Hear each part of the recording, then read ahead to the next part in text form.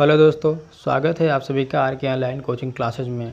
दोस्तों, हमने कल के वीडियो में आप लोगों को पढ़ाया था राज समीकरण दोष, जिसको इंग्लिश में बोलते हैं स्टोइकियोमेट्री दोष, जिसमें हमने पढ़ाया था आप लोगों को अंतराकाशी दोष, फ्रैंकल दोष और शाटकी दोष। और आज की इस वीडियो में हम पढ़ने वाले हैं आर राज समीकरण मितीय। तो आइए देखते हैं। जिन दोषों के कारण क्रिस्टल की राज समीकरण मितीय में परिवर्तन हो सके आर राज समीकरण मितीय दोष कहते हैं। इसका मतलब ये हुआ, क्रिस्टल में दोष के पहले और दोष के बाद में जो मान आता है, धन आयन और ऋण आयन का मान समान नहीं होता है, अलग अलग होता है, उसे ही आर राज समीकरण मितीय दोष बोलते हैं। आर राज समीकरण मितीय ये होता है कि क्रिस्टल में दोष के पहले और दोष के बाद में जो मान धनायन और ऋणायन का आता है उसका मान अलग अलग होता है, समान नहीं होता है, उसे ही आर राज समीकरण मितीय बोलते हैं। देखिए, आर राज समीकरण मितीय दो प्रकार के होते हैं। पहला है धातु आधिक्य, दूसरा है धातु न्यूनता। धातु आधिक्य का मतलब ये होता है, जो हमारा सोडियम है उसके ऊपर प्लस दिखाया जाता है ऐसे। क्यों? क्योंकि एक दान करता है इसलिए प्लस में रहता है, इसे ही धातु बोलते हैं। ठीक है ना। अगर अब धातु की अधिकता देखनी है, अगर हमें धातु की अधिक देखनी है तो धनायन का मान अधिक करना पड़ेगा और ऋणायन का मान कम करना पड़ेगा, तभी तो हमें धातु का अधिक मालूम पड़ेगा। देखिए, अगर हमें धातु की अधिकता प्राप्त करनी है तो धनायन का मान ज़्यादा करना पड़ेगा और ऋणायन का मान कम करना पड़ेगा। उसके बाद देखिए, सेकंड पार्ट है धातु न्यूनता। तो देखते हैं आपका टॉपिक ऋणायन न्यूनता। तो फिर देखते हैं दोस्तों ऋणायन न्यूनता। देखिए, अब यहाँ पर हम, ये फिगर है आपका, ठीक है ना। यहाँ पर ये NaCl क्रिस्टल, जिसको बोलते हैं सोडियम क्लोराइड या सादा नमक जिसको बोलते हैं, ठीक है ना। अब यहाँ पर इस फिगर में हम सोडियम के वाष्प को प्रोवाइड करेंगे। देखिए, इस क्रिस्टल में है Na plus, Cl minus, Na plus, Cl minus, Cl minus, Na plus, Cl minus, Na plus, ये सभी है, ठीक है ना। अब इस क्रिस्टल में हम सोडियम के वाष्प को प्रवाहित करेंगे। प्रवाहित करने पर सोडियम का एक इलेक्ट्रॉन अपना इलेक्ट्रॉन दान करता है। ठीक, सोडियम के वाष्प को प्रवाहित करने से सोडियम अपना एक इलेक्ट्रॉन दान करता है और उसके बाद सोडियम क्लोरीन को आमंत्रित करता है, मतलब अपनी तरफ खींचता है, ठीक है ना, अपनी तरफ खींचता है। देखिए, उसके बाद देखिए आपका दूसरा फिगर है, इसमें Na प्लस, इधर था Cl minus, Na plus, Cl minus, Cl minus, Na plus, Cl minus, Na plus, ये लगातार यही है, ठीक है ना। मतलब जब सोडियम क्लोरीन को आमंत्रित करता है या अपनी तरफ खींचता है तो क्लोरीन यहाँ से निकलकर इसके पास चलाया और बन गया NaCl। ठीक, उसके बाद जो सोडियम अपना एक इलेक्ट्रॉन दान कर रहा है, वो इलेक्ट्रॉन यहाँ से इसके स्थान पर चलाया जहाँ से क्लोरीन निकला था। दोस्तों, समझ में आया? फिर देखिए, ये हमारा क्रिस्टल जालक है। अब इसमें सोडियम के वाष्प को प्रवाहित करेंगे। प्रवाहित करने पर सोडियम का एक इलेक्ट्रॉन सोडियम अपना दान देता है। उसके बाद सोडियम क्लोरीन को आमंत्रित करता है, यानी क्लोरीन को खींचता है अपनी तरफ। तो देखिए अगले फिगर में, खींचने के बाद तो क्लोरीन ये भी निकल सकता है, ये भी निकल सकता है, ये भी, इनमें से कोई भी निकल सकता है, ठीक है ना।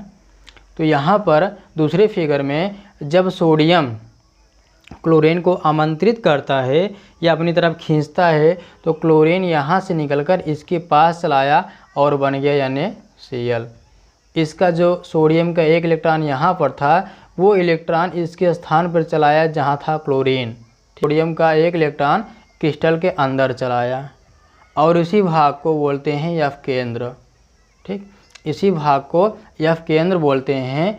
F केंद्र का फुल फॉर्म होता है फर्वेनजेंटर, जो जर्मन शब्द वर्ड है जिसका अर्थ होता है रंग। ये जो इलेक्ट्रॉन है इसको बोलते हैं मुक्त इलेक्ट्रॉन। मुक्त इलेक्ट्रॉन सबसे ज़्यादा दो चीज़ों में उत्तरदायी होता है। फर्स्ट है विद्युत धारा, दूसरा रंग। ठीक, मुक्त इलेक्ट्रॉन दो चीज़ों में उत्तरदायी ज़्यादा होता है, पहला विद्युत धारा, दूसरा रंग। देखिए जब यहाँ पर हम क्लोरीन लेते हैं तो उसका रंग सफ़ेद होता है। उसके बाद जब हम वाष्प को प्रवाहित करते हैं, जब हम सोडियम के वाष्प को प्रवाहित करते हैं, उसका कलर पीला हो जाता है। क्यों? क्योंकि ये जो इलेक्ट्रॉन है ये मुक्त इलेक्ट्रॉन है, और हमने बताया कि मुक्त इलेक्ट्रॉन दो चीज़ों में उत्तरदायी होता है, फर्स्ट विद्युत धारा, दूसरा रंग। ठीक है ना दोस्तों, समझ में आया? तो दोस्तों देखते हैं फिर इसका पॉइंट। ठीक है ना, पॉइंट आप नोट करिए। इसका पॉइंट है, जब NaCl के क्रिस्टल को सोडियम वाष्प के वातावरण में गर्म किया जाता है, ठीक है ना, तो यहाँ पर हम NaCl के क्रिस्टल को सोडियम के वातावरण में गर्म करते हैं, NaCl, ठीक है ना, यहाँ पर गर्म किया जाता है। उसके बाद तो Na परमाणु क्रिस्टल की सतह पर जम जाते हैं। जो यहाँ पर Na है यहाँ पर स्थिर हो जाता है, ठीक है ना, जम जाते हैं। उसके बाद Na वाष्प का Na इलेक्ट्रॉन का त्याग कर Na+ बनाता है। जो सोडियम है आपका एक इलेक्ट्रॉन त्याग कर Na+ बनाता है। देखिए आगे, क्रिस्टल के क्लोरीन इस Na+ से मिलकर NaCl बनाते हैं। जो क्रिस्टल का हमारा क्लोरीन है Na से मिलकर NaCl बनाता है, यहाँ पर NaCl बनाता है। फिर उसके बाद है Na वाष्प के द्वारा मुक्त इलेक्ट्रॉन क्लोरीन के निकलने से बनी रिक्ति पर चला जाता है, ठीक है ना। मतलब ये हुआ, जब क्लोरीन यहाँ से निकलकर यहाँ पर आया तो जो यहाँ पर इलेक्ट्रॉन था ये यहाँ आकर स्थिर हो गया क्लोरीन के स्थान पे, ठीक है ना।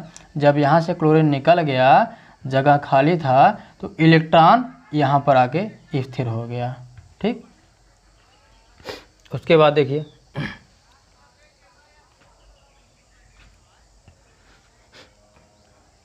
फिर देखिए परिणाम स्वरूप अब क्रिस्टल में सोडियम का आधिक्य हो जाता है, ठीक है ना। फिर इलेक्ट्रॉन द्वारा बने रिक्ति को F केंद्र कहते हैं। जो यहाँ पर इलेक्ट्रॉन बना है इसी रिक्ति को F केंद्र बोलते हैं। दोस्तों समझ में आया?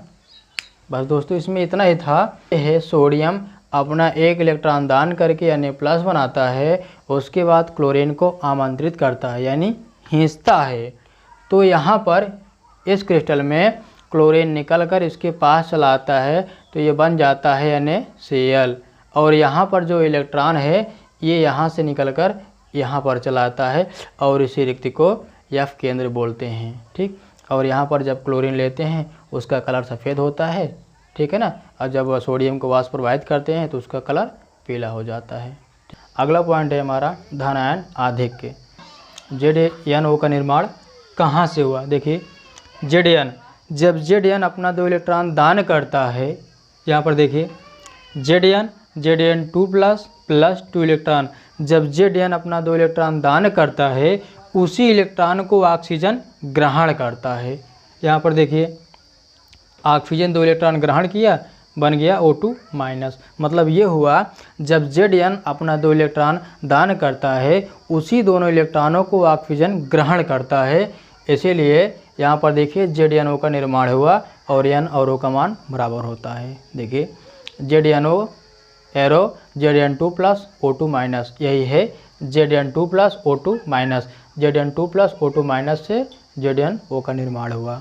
उसके बाद जब हम ZnO को गर्म करते हैं तो Zn2+ Zn अपना 2 इलेक्ट्रॉन दान करता है प्लस O2, उसी Zn के इलेक्ट्रॉन को ऑक्सीजन ग्रहण करता है। वही इलेक्ट्रॉन ऑक्सीजन अपना फिर से दान कर देता है और वो इलेक्ट्रॉन फ्री हो जाता है। देखिए यहाँ पॉइंट है, कमरे के ताप पर ZnO का रंग सफ़ेद होता है, गर्म करने पर इसमें से ऑक्सीजन निकलती है, ठीक है ना। यह पीले रंग का होता है ZnO। तापन जब गर्म करते हैं Zn2+ प्लस O2- बाहर निकलता है, ठीक है ना। अब क्रिस्टल में Zn2+ का आधिक्य हो जाता है, Zn2+ तथा इलेक्ट्रॉन दोनों अंतराकाशीय स्थानों में चले जाते हैं। दोस्तों देखते हैं फिर अगला पॉइंट, अशुद्धता दोष। यदि अल्प मात्रा में या SaCl2 युक्त गलित NaCl को क्रिस्टलीकृत किया जाए तो Na+ के कुछ स्थान या Sa2+ द्वारा घेर लिए जाते हैं। मतलब ये हुआ, यहाँ पर देखिए फिगर में Na+Cl-Na+Cl-, मतलब ये हुआ सोडियम के ऊपर एक आवेश है और क्लोरीन के ऊपर एक आवेश है। तो यहाँ पर SrCl2, SR के ऊपर 2 आवेश गया, क्लोरीन के ऊपर 1 आवेश गया। तो जो यहाँ पर SR है वो सोडियम के 2 स्थानों को हटा देगा, ठीक है ना, सोडियम के 2 स्थानों को हटा देगा और वो स्थान ग्रहण कर लेगा। तो यहाँ पर सोडियम के स्थान को हटा दिया, एक यहाँ पर एक यहाँ पर, तो यहाँ पर आ गया SR2+, एक स्थान को ग्रहण करेगा, दूसरे को छोड़ देगा, ये रिक्त हो जाएगा और इसी को बोलते हैं अशुद्धता दोष। इस क्वेश्चन में, इस टॉपिक में अगर कोई भी प्रॉब्लम हो आप लोग कमेंट में पूछ सकते हैं। दोस्तों अगर ये वीडियो आप लोगों को अच्छे लगे तो वीडियो को लाइक और चैनल को सब्सक्राइब करना ना भूलें। तब तक के लिए बेस्ट ऑफ लक।